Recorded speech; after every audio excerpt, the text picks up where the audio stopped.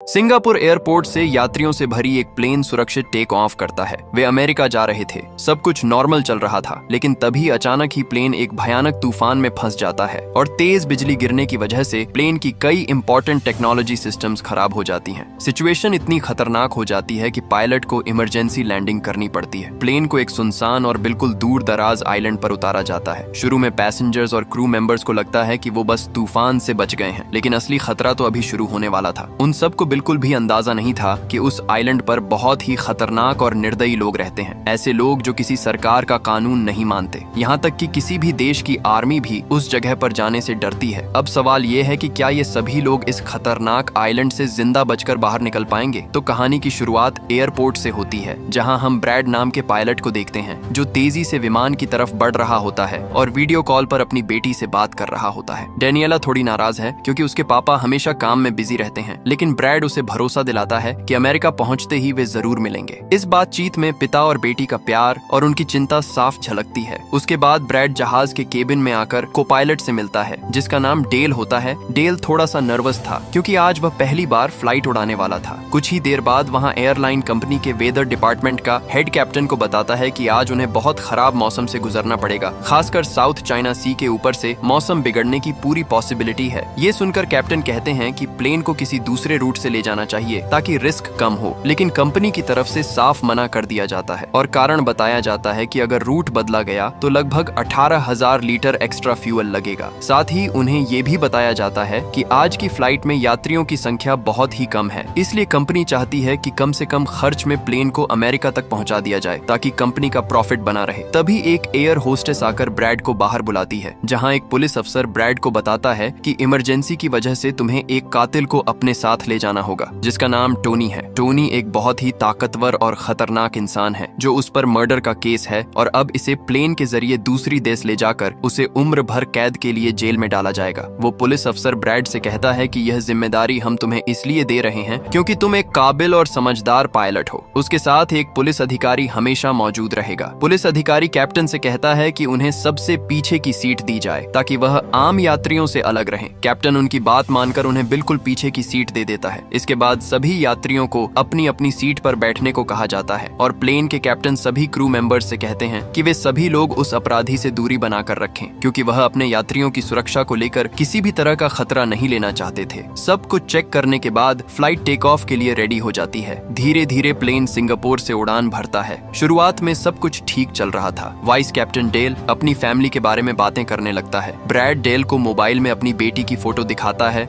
और कहता है कि मैं अपनी बेटी से बहुत प्यार करता हूँ और काम की वजह से हम लोग एक साथ नहीं रहते। मेरी बेटी अमेरिका ही में रहती और आज हम उनसे मिलने वाले हैं। तभी डेल कहता है, आपके वाइफ और बेटी से दूर रहना काफी मुश्किल होता होगा ना? लेकिन ब्रैड कहता है कि मेरी वाइफ 3 साल पहले इस दुनिया से जा चुकी है। यहाँ ब्रैड थोड़ा इमोशनल हो जाता है और कहता है, हमारा इस दुनिया में एक दूसरे के अलावा और कोई भी नहीं है। दूसरी तरफ जहाज में बैठे पैसेंजर्स सफर को एंजॉय कर रहे होते हैं, लेकिन उन्हें पता नहीं था कि कुछ देर बाद उनके साथ बहुत ही बुरा होने वाला है। केबिन में बैठे दोनों पायलट्स भी बहुत खुश थे और जहाज भी नॉर्मल तरीके से फ्लाई कर रहा था, लेकिन तभी अचानक मौसम खराब हो जाता है और जहाज हल्के से झटके लेने लगा, जिस वजह से ब्रैड परेशान हो जाता है क्योंकि उसे कुछ ठीक नहीं लग रहा था। वह सभी पैसेंजर्स को सीट बेल्ट बांधने के लिए अनाउंस करता है और रेडियो के जरिए वह कंट्रोल टावर से बात करने की कोशिश करता है, पर उसकी बात नहीं हो पाती क्योंकि मौसम खराब होने की वजह से यहाँ के सारे रेडियोज काम करना बंद कर देते हैं। तभी अचानक बिजली का तेज झटका प्लेन से आकर लगता है, जिस वजह से प्लेन जोर जोर से झटके लेने लगता है। ब्रैड पैसेंजर्स का हाल देखने के लिए केबिन से बाहर जाता है। पैसेंजर्स को देखकर ब्रैड को थोड़ा बहुत सुकून मिल जाता है क्योंकि सभी पैसेंजर्स सेफ थे। पर यहाँ अब धीरे धीरे लाइट बंद होती जा रही थी और तभी प्लेन को कई और झटके लगते हैं, जिससे ब्रैड का सिर सामने छत से टकराकर नीचे गिर जाता है और उसके माथे पर चोट लग जाती है। इन हालात को देखते हुए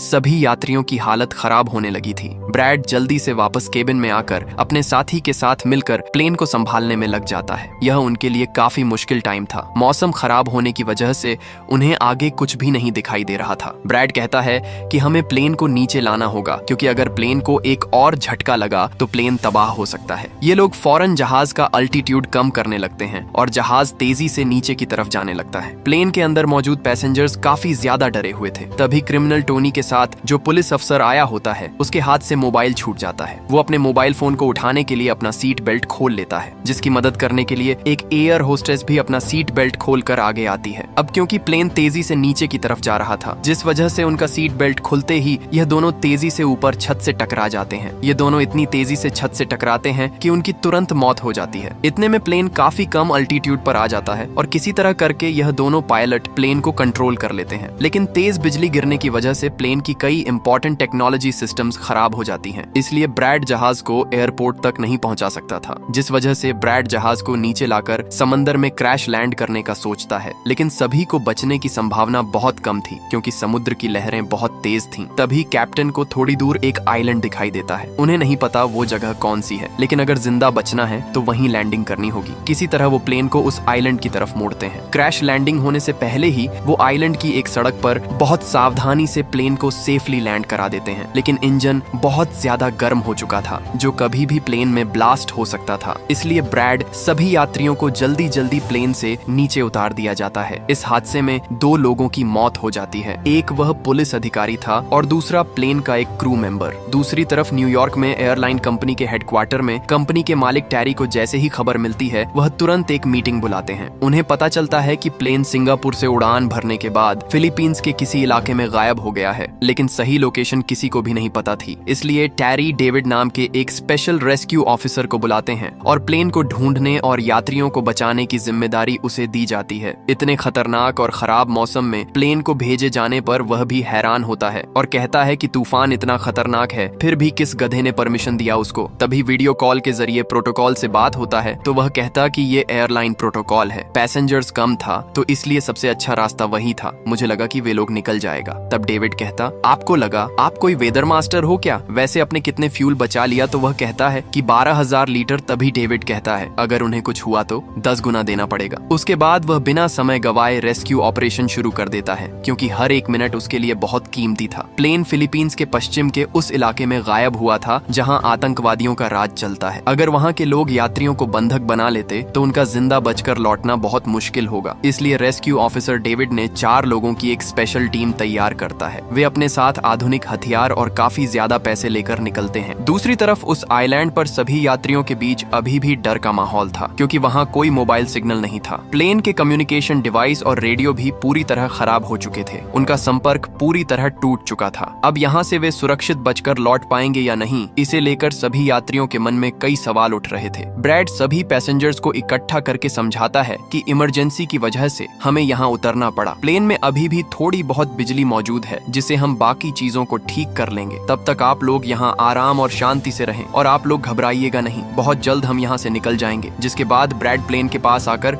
उसे ठीक करने में लग जाता है, पर वो देखता है कि जहाज में पावर काफी कम है, इसलिए उन्हें मदद के लिए किसी तरह से संपर्क करना होगा। ये लोग मैप निकाल कर खुद ही अपनी लोकेशन देखने लगते हैं ताकि उन्हें पता चल सके कि आखिर ये लोग किस जगह पर हैं। ब्रैड का साथी डेल नक्शा देखकर बताता है कि हम एक प्राइवेट आइलैंड पर फंसे हुए हैं। ये जगह बहुत ही खतरनाक है। यहाँ पर ऐसे लोग हैं जो किसी सरकार या पुलिस की बात नहीं मानते। अगर इन लोगों ने हमें पकड़ लिया तो हमारी जान खतरे में पड़ सकती है और हमारी सरकार भी हमें नहीं बचा पाएगी। ये सुनकर ब्रैड कहता है कि अब कहीं से भी करके हमें अपनी रेस्क्यू टीम को यहाँ पर बुलाना ही होगा ताकि वो आकर हम सबको बचा ले, क्योंकि यही एक रास्ता है यहाँ से निकलने का। जिसके बाद ये दोनों मदद बुलाने के लिए रेडियो ठीक करने लगते हैं, लेकिन आसमानी बिजली के टकराने से रेडियो बिल्कुल खराब हो चुका था। अब ब्रैड सभी पैसेंजर्स के पास आकर उन्हें बताता है कि किसी खराबी की वजह से रेडियो काम नहीं कर रहा, लेकिन आप सब परेशान मत हो। ब्रैड उन्हें तसल्ली देता है कि जब हम प्लेन लैंडिंग कर रहे थे तब मैंने पास में एक गांव देखा था। हम वहां जाकर रेडियो को ढूंढेंगे और कंट्रोल टावर को अपनी लोकेशन बताकर रेस्क्यू टीम को यहाँ पर भेजने के लिए कहेंगे, जो आकर आप सब लोगों को बचा लेंगे। और यहाँ ब्रैड एक बहुत बड़ा कदम उठाता है। वो कहता है कि मेरे साथ टोनी जाएगा। ये कहकर वह टोनी की हथकड़ी खोल देता है। यहाँ ब्रैड डेल से कहता है कि तुम जहाज की पावर को रिपेयर करने के काम पर लग जाओ। मैं जल्द ही किसी को कांटेक्ट के जरिए रेस्क्यू टीम को यहाँ तक लाने की कोशिश करूंगा। जिसके बाद टोनी और ब्रैड रेडियो ढूंढने के लिए जंगल की तरफ निकल पड़ते हैं। रास्ते में टोनी ब्रैड को उस पर भरोसा करने के लिए थैंक्स कहता है। दूसरी तरफ हम इस आइलैंड पर रहने वाले आतंकवादी ग्रुप को देखते हैं, जिनके पास एक आदमी दौड़ कर आता है और वह आदमी उस ग्रुप के लीडर को बताता है, जिसका नाम दातू होता है। वह आदमी कहता है कि मैंने रात में एक प्लेन को माइनिंग आइलैंड पर प्लेन को लैंडिंग करते हुए देखा है, इमरजेंसी की वजह से,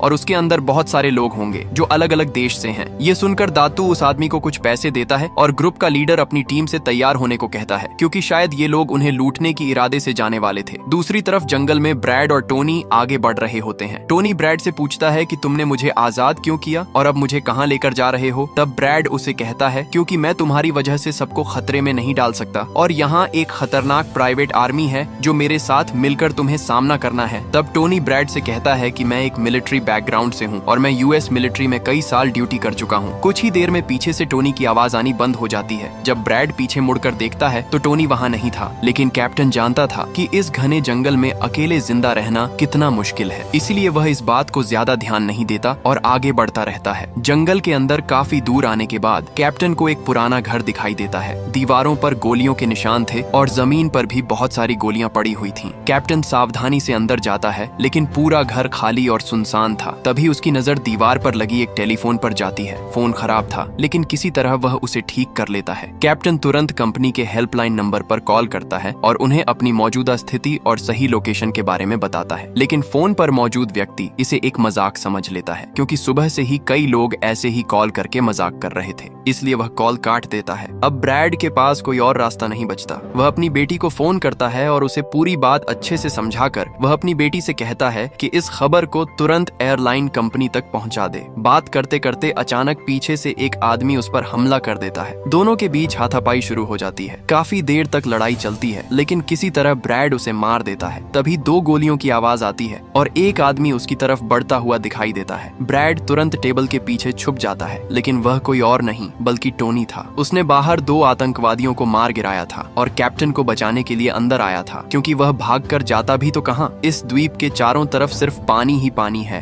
और चारों तरफ घना जंगल था। टोनी ब्रैड की सुरक्षा के लिए उसे एक बंदूक देता है और थोड़ा पानी पीने को कहता है। खुद को संभालते हुए ब्रैड सीढ़ियों से नीचे उतरता है। वहाँ वह एक अजीब चीज देखता है। एक कमरे में वीडियो कैमरे लगे हुए थे और सामने खून के निशान थे। वहाँ अलग अलग देशों के पासपोर्ट भी पड़े थे। जब वे कैमरे में रिकॉर्ड की गई वीडियो देखते हैं तो हैरान रह जाते हैं। ये आतंकवादी अलग अलग देशों के लोगों को इस आइलैंड पर पकड़ कर रखते हैं, फिर पैसों के बदले उन्हें छोड़ते हैं और अगर पैसा न मिले तो बेरहमी से मार देते हैं। ये सब समझते ही ब्रैड और टोनी बाहर खड़ी एक गाड़ी लेकर तेजी से अपने प्लेन की तरफ निकल पड़ते हैं। उधर सभी पैसेंजर्स ब्रेड के इंतजार में बैठे हुए होते हैं कि ब्रेड जल्द ही उनके लिए मदद लेकर आ जाएगा। तभी उन्हें किसी गाड़ी की आवाज आती है। गाड़ी की आवाज सुनकर यह लोग खुश हो जाते हैं और यह लोग समझते हैं कि ब्रैड उनके लिए रेस्क्यू टीम बुला लिया है। लेकिन यह रेस्क्यू टीम नहीं, बल्कि इस आइलैंड पर रहने वाले आतंकवादी थे। वह लोग गोलियां चलाकर सभी पैसेंजर्स को डराने लगते हैं। उन गोलियों की आवाज ब्रैड और टोनी ने भी सुन ली थी, जिसके बाद यह लोग कार की स्पीड बढ़ाकर जल्दी से प्लेन तक पहुंचने की कोशिश करते हैं। आतंकवादी ग्रुप का लीडर दातू एयर होस्टेस से सभी यात्रियों की लिस्ट मांगता है। डर के मारे जल्दी से एयर होस्टेस उसे लिस्ट ला कर दे देती है। फिर गैंग का एक आदमी डेल से पूछता है कि तुम्हारा सीनियर पायलट कहाँ पर है, जिस पर को डेल बताता है कि किसी काम से वह जंगल में गया था पर अभी तक वापस नहीं आया। तभी वहाँ पर ब्रैड और टोनी भी पहुँच जाते हैं, लेकिन यह दोनों चुपके से दूर से इन लोगों को देख रहे होते हैं। इसी दौरान एक लड़की वहाँ से भागने की कोशिश करती है, पर वह लोग गोली चलाकर उसे मार देते हैं। ये देखकर ब्रैड उनकी मदद करने के लिए जाना चाहता है, पर टोनी उसे रोक लेता है और टोनी कहता है कि तुम शांत रहो, अभी जाना ठीक नहीं। गैंग का लीडर सभी पैसेंजर्स को एक बस में बैठा लेता है और गैंग का लीडर अपने 2 साथियों को वहीं छोड़कर उनसे कहता है कि जाओ, जहाज के अंदर जो भी कीमती सामान है उसे ले आओ। जिसके बाद यह लोग सभी पैसेंजर्स को अपने अड्डे पर ले जाने लगते हैं। गैंग के जाने के बाद ब्रेड टोनी पर गुस्सा करने लगता है कि वो लोग हमारे पैसेंजर्स को ले गए और तुमने मुझे जाने ही नहीं दिया। जिस पर टोनी उसे समझाता है कि वो लोग काफी ज्यादा थे, अगर तुम चले भी जाते तो इतनी बड़ी आर्मी से अकेले नहीं लड़ पाते। यात्रियों के सामने इस तरह की निर्दयता देखकर सबके मन में मौत का डर बैठ जाता है। आतंकियों का सरगना दातू सभी यात्रियों को एक बस में बैठाकर अपने साथ ले जाता है।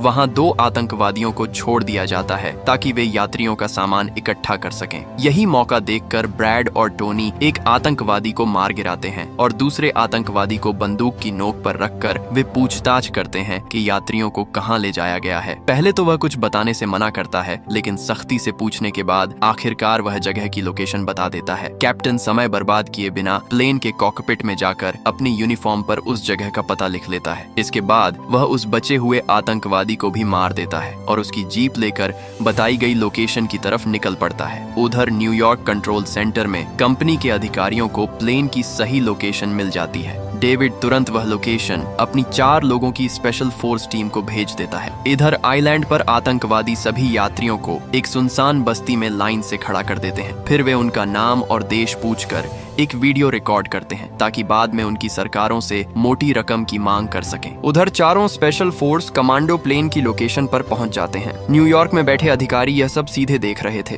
कमांडो पूरे इलाके की अच्छी तरह तलाशी लेते हैं, लेकिन उन्हें वहाँ कैप्टन ब्रैड का लिखा हुआ वह पता ही मिलता है, उसके अलावा कोई दिखाई नहीं देता। दूसरी तरफ टॉरेंस और लुइस आतंकवादियों की उसी बस्ती में पहुंच चुके होते हैं। चारों तरफ हथियारबंद लोग खड़े थे, आतंकवादियों की पहरेदारी करते हुए देखते हैं। वे बहुत ही सावधानी से 2 आतंकियों को मार देते हैं। उसके बाद वे दोनों आगे बढ़ते, जहां पैसेंजर्स को रखा गया था वहां बहुत सारे गार्ड लगे हुए थे। ये देखकर टोनी को काफी गुस्सा आ जाता है, इसीलिए वह वहां पर रखा हथौड़ा उठाकर एक एक करके सभी को मारता जाता है और ब्रैड एक आदमी से उनकी चाबी लेकर सभी को आजाद कर लेता। कैप्टन अपने सभी यात्रियों से कहता है कि उन्हें फिर से प्लेन के पास लौटना होगा, क्योंकि मैंने टेलीफोन के जरिए मदद के लिए मांगा लिया है। कुछ ही देर में रेस्क्यू टीम वहां पहुंच जाएगी। ये कहकर कैप्टन सभी यात्रियों को बस में बैठने के लिए कहता है, लेकिन बस चलने से पहले टोनी ब्रेड के पास आकर बताता है कि बाहर बहुत सारे गुंडे बंदूक ले खड़े हैं, जो हमें देखते ही हम पर गोलियां बरसाना शुरू कर देंगे। जब ब्रेड पैसेंजर्स की तरफ देखता है तो वह सभी बहुत ज्यादा डरे हुए होते हैं। अब यहाँ ब्रेड अपनी जान को खतरे में डालते हुए एक फैसला करता है और टोनी से कहता है कि मैं वहाँ पर मौजूद सभी आतंकवादियों का ध्यान भटकाऊंगा और तुम मौके का फायदा उठाते हुए सभी पैसेंजर्स को यहाँ से ले जाना। पहले तो टोनी ब्रेड को ऐसा करने से मना करता है, लेकिन वो कहता है कि ऐसा करने से वह लोग तुम्हें मार देंगे। लेकिन ब्रेड कहता है कि इसके अलावा हमारे पास और कोई दूसरा रास्ता भी नहीं है। ये सुनकर टोनी मान जाता है। ब्रेड वहाँ से निकलकर आतंकवादियों के पास आता है। वहाँ ब्रेड गैंग के लीडर से बात करता है कि मैंने हेल्प के लिए इन्फॉर्म कर दिया है, जल्द ही यहाँ पर रेस्क्यू टीम आ जाएगी, इसलिए सभी पैसेंजर्स को यहाँ से जाने दो। ये सुनकर सभी गैंग वाले ब्रेड पर हंस पड़ते हैं और ब्रेड को पीटने लग जाते हैं। गैंग का हेड कहता है कि ऐसे कैसे छोड़ दूं, पैसों के बिना मैं किसी को नहीं छोड़ता। और अब जैसे ही यह लोग ब्रेड को मारने वाले होते हैं, तभी वहाँ पर प्राइवेट रेस्क्यू टीम पहुंचकर आतंकवादियों पर हमला कर देती है और काफी देर तक गोलीबारी करने के बाद गैंग के कई सारे लोगों को मारकर वो ब्रेड को छुड़ा लेते हैं और ब्रेड को बस में उठाकर यहाँ से निकल जाते हैं। यहाँ गैंग का लीडर देखता है कि उसके कई सारे साथियों के साथ उसका छोटा भाई भी मारा गया। यह देखकर वह बहुत ज्यादा गुस्सा हो जाता है और कसम खाकर कहता है कि वो इन लोगों में से एक को भी नहीं छोड़ेगा और सभी को चुन चुन कर मारेगा। इसके बाद वह अपनी टीम से कहता है कि जल्दी से तैयारी कर लो, हम जल्द ही इन लोगों को मारने के लिए निकलेंगे। बस में प्राइवेट टीम का कैप्टन सभी को बताता है कि हम बस 5 लोगों की छोटी सी एक प्राइवेट टीम है, जो बस तुम्हें यहाँ बचाने के मिशन पर आए हैं और हम कोई रेस्क्यू टीम नहीं है। रेस्क्यू टीम को यहाँ आने में कुछ टाइम और लगेगा। ये सुनकर ब्रेड घबरा जाता है और कहता है कि हमारे पास टाइम नहीं है, क्योंकि गैंग वाले जल्द ही हमारे पीछे आएंगे और हमें देखते ही मार डालेंगे। पर मेरे पास एक आइडिया है। जहाज के पास पहुंचते ही ब्रेड सभी पैसेंजर्स से कहता है कि जहाज में पावर वापस आ चुकी है, यानी अब जहाज स्टार्ट हो जाएगा और हम लोग फौरन यहाँ से निकल जाएंगे। इसीलिए आप सब लोग जल्दी से जहाज में बैठ जाओ, क्योंकि हम रेस्क्यू टीम का इंतजार नहीं कर सकते। उन्हें यहाँ आने में वक्त लगेगा और अगर हम यहाँ रुके तो उन आतंकवादियों के हाथों मारे जाएंगे। ये सुनकर सारे लोग प्लेन में बैठ जाते हैं, जबकि ब्रेड प्लेन की तमाम चेकिंग करने में लग जाता है और प्राइवेट टीम के लोग पहले से आने वाले खतरे के लिए तैयार बैठ जाते हैं। तभी अचानक वो आतंकवादी ग्रुप आकर उन पर हमला कर देता है, जिन्हें देखकर प्राइवेट टीम उन्हें रोकने में लग जाती है और यहाँ दोनों तरफ से काफी गोलीबारी होती है। पर इस प्राइवेट टीम के पास काफी अच्छी गन्स थी, जिस वजह से वह बहुत सारे गुंडों को मार देते हैं। ब्रेड जल्दी से प्राइवेट टीम के लीडर को बताता है कि मैं अगले 5 मिनट के बाद जहाज को स्टार्ट करने वाला हूँ और तुम सब भी जल्दी से जहाज में चढ़ जाना। इसके बाद ब्रेड टोनी के पास जाता है और उसका शुक्रिया अदा करता है कि तुमने मेरे इतने मुश्किल वक्त में साथ दिया। ब्रेड खुद को गोलियों से बचाते हुए अंदर जहाज में आकर अपने केबिन में बैठ जाता है और अपने साथी को पायलट के साथ मिलकर प्लेन को स्टार्ट करने में लग जाता है। उधर टोनी के पास गोलियां खत्म हो जाती हैं और जब वह बुलेट्स ढूंढने के लिए प्राइवेट टीम का बैग चेक करता है तो उसे वहां पैसों से भरा हुआ एक बैग मिलता है। लेकिन इस वक्त टोनी पैसों को छोड़कर दूसरी बैग से गोलियां निकालकर दोबारा आतंकवादियों से लड़ने लगता है। यहाँ तब तक ब्रेड भी प्लेन को राइट साइड पर घुमा देता है। अब प्राइवेट टीम के सोल्जर्स भी एक एक करके जहाज में चढ़ने लगते हैं और टोनी उन्हें कवर फायर देता है। पावर आने की वजह से रेडियो भी काम करने लग जाता है। अब ब्रेड को प्लेन कंपनी का मालिक बताता है कि मैं तुम्हें कोई सुरक्षित जगह बता दूंगा जहां तुम जा सकते हो। अब सभी लोग जहाज में चढ़ जाते हैं, पर टोनी नहीं चढ़ता। वह पैसों से भरा बैग लेकर वहां से भागने लगता है, क्योंकि अगर वह इनके साथ प्लेन में वापस गया तो पुलिस वाले उसे फिर से पकड़कर जेल में डाल देंगे। दातू अपने साथियों को मरता हुआ देखकर गुस्से से पागल हो जाता है। वह प्लेन के सामने रॉकेट लॉन्चर लाकर उन्हें एक ही झटके में उड़ाने का कहता है, लेकिन सही टाइम पर टोनी उसे देख लेता है। अब टोनी जल्दी से बंदूक उठाकर उसे शूट करके मार देता है और सभी लोगों की जान बचा लेता है। ये देखकर ब्रेड टोनी के इस काम से बहुत खुश हो जाता है, लेकिन तभी दातू भी रॉकेट लॉन्चर से प्लेन को उड़ाने वाला ही था। ये देखकर ब्रैड अपनी पूरी ताकत लगाकर प्लेन को उसके ऊपर चढ़ाते हुए प्लेन को उड़ाने में कामयाब हो जाता है। यह देखकर टोनी सभी पैसेंजर्स और ब्रेड के लिए खुश होता है और पैसों का भरा हुआ बैग लेकर जंगल की तरफ भाग जाता है। ब्रेड जहाज को इस आइलैंड से दूर ले जाता है और जहाज का मालिक उसे एक एयरपोर्ट के बारे में बताता है जहां यह लोग जा सकते थे, जो अब इनके काफी करीब था। ब्रेड एयरलाइन कंपनी के मालिक की बताई हुई जगह की तरफ जहाज को ले जाता है, लेकिन तभी एक बार फिर जहाज के इंजन में आग लग जाती है और जहाज तबाह होने लगता है। इसीलिए ब्रेड दोबारा से इमरजेंसी वार्निंग ऑन करता है और धीरे धीरे जहाज को नीचे रनवे पर लाने की कोशिश करता है। आखिरकार काफी मेहनत और कोशिशों के बाद ब्रेड प्लेन को सुरक्षित रनवे पर उतार देता है और सभी यात्रियों की जान बच जाती है। ब्रेड और उसका को पायलट बहुत खुश हो जाते हैं। वहीं प्लेन कंपनी का मालिक और उसकी टीम भी राहत की सांस लेते हैं। अब ब्रेड पीछे जाकर पैसेंजर्स का हाल देखता है। वह देखता है कि सभी यात्री सुरक्षित हैं। ये देखकर उसके दिल को सुकून मिल जाता है। वहाँ खड़े सभी पैसेंजर्स ब्रेड के लिए तालियां बजाने लगते हैं और उसका धन्यवाद करते हैं। कुछ ही देर में वहाँ रेस्क्यू टीम भी पहुंच जाती है। उन्हें देखकर सभी पैसेंजर्स खुश हो जाते हैं। यहाँ ब्रेड सभी पैसेंजर्स को रेस्क्यू टीम के साथ भेज देता है और कैप्टन फाइनली सुकून की सांस लेते हुए जहाज की सीढ़ियों पर बैठकर अपनी बेटी से कॉल पर बात करता है। इसी के साथ ये कहानी खत्म हो जाती है। दोस्तों, अगर कहानी अच्छी लगी हो तो वीडियो को लाइक करें और चैनल को सब्सक्राइब करें।